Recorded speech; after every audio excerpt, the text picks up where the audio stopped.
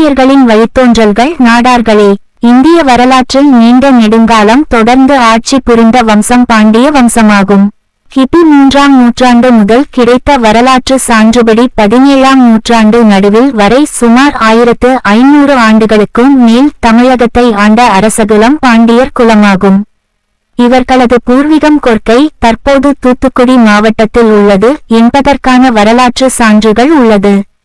கொற்கையில் இருந்து மதுரைக்கு வந்த பாண்டியர் அப்போது பண்டையர் என அழைக்கப்பட்டு வந்தனர். கொற்கை மண்டலத்தை 10 குறு நில நாடுகளாக பிரித்து அதற்கு மானவீரவள நாடு என பெயரிட்டனர். இந்த 10 குறுநில நாடுகளை ஆண்டு வந்தவர்கள் நாடன்மார் என அழைக்கப்பட்டனர். இவர்கள் கொற்கை பாண்டியரின் வம்சாவளியினர்.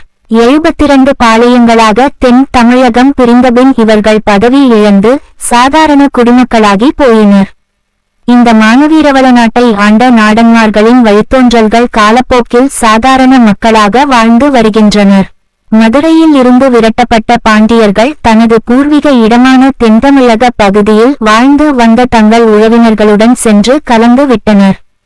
ஒரு பகுதியினர் தற்போதைய குமரி மாவட்டத்திற்கு சென்று சாதாரண குடிமக்களாக வாழ்ந்து வரலாயினர்.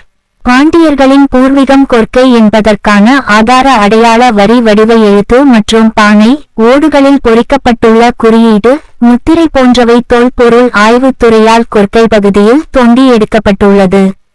இங்கு கிடைத்த தமிழ் எழுத்து 2ஆம் நூற்றாண்டை சேர்ந்தது என தமிழ் அறிஞர்கள் கூறியுள்ளனர். கொற்கையில் கிடைத்த மாறன் என்ற பெயருள்ள எழுத்து, வில், அம்பு குறியீடுகள் போன்றவற்றை மதுரையை ஆண்ட பாண்டியர்கள் பயன்படுத்தி வந்துள்ளனர். ஆகவே மதுரை பாண்டியர்கள் கொற்கையில் இருந்து வந்தவர்கள் என்பதில் ஐயமில்லை. தூத்துக்குடி மாவட்டம் சாயர்புரத்தில் மேற்கொள்ளப்பட்ட அகழ்வாய்வும் இதை உறுதி செய்கிறது. தூத்துக்குடி மாவட்டம் ஆதிச்சநல்லூர் பகுதியில் நடத்திய அகழ்வாய்வில் பண்டைய தமிழர் வெளிநாட்டினருடன் வாணிபம் நடத்திய சான்றுகள் கிடைத்துள்ளது.